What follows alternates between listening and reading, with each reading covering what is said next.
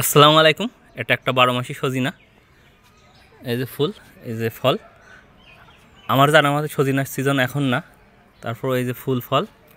আর এই গাছটি আনুমানিক 6-7 মাস আগে লাগানো হয়েছে একটা ডাল থেকে এই চারাটি তৈরি হয়েছে। এই যে ফুল, এই যে ফল, এই যে কুড়ি আসছে।